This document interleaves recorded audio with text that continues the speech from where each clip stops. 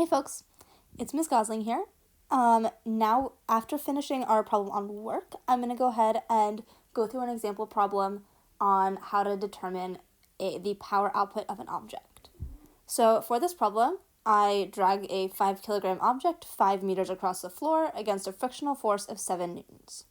I then lift it up 1 meter and carry it 3 meters before putting it on a table. This whole process takes 7 seconds.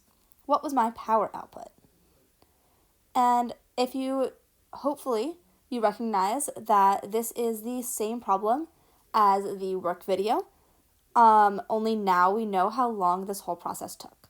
So I'm going to go ahead and put in all of the work that we did in the previous video to solve for the total work done on the object. And as you can see, the total work done on the object here is 84 joules. I'm going to go ahead and shrink this down, but I'm not going to resolve for the work because I already did that in the video before. Usually, that is going to be your first step for one of these power problems. And I'm going to write that in. So, step 1, calculate work done on object. And then once you've done that, these problems are actually very straightforward because remember, power is equal to work divided by time. So this should be pretty straightforward to do.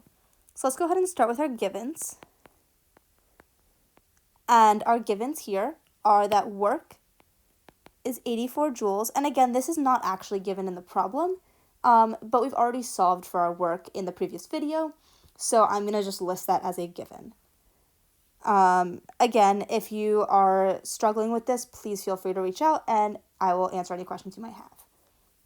So anyway, continuing on, the work done on the object is 84 joules, and the time it took for me to do that work, little t, was 7 seconds. And there are my givens.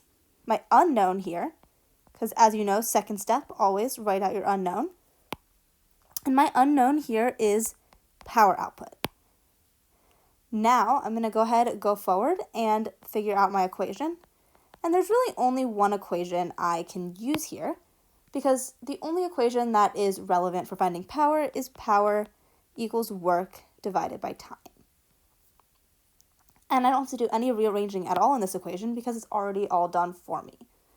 So I can go ahead and substitute in numbers. And what I'm going to substitute in is that power, which is my unknown, and so is going to say a variable, is equal to work, which is 84 joules, over time, which is 7 seconds. And now I am ready to go ahead and solve. And to do that, I'm going to go ahead and just stick my numbers in a calculator because they're kind of ugly numbers. And when I do that, I get that my power output is 12 watts. Now guys, one thing that's important to notice here is my unit. So watt is going to be the unit we use to measure power. And that is all you have to do to figure out the power output done on an object. So what I'm doing is I'm figuring out, okay, what was the work that I did? And then how long did it take me? Divide work by time, and I get my power. So there you have it. You are now ready to go ahead and solve some power problems on your own.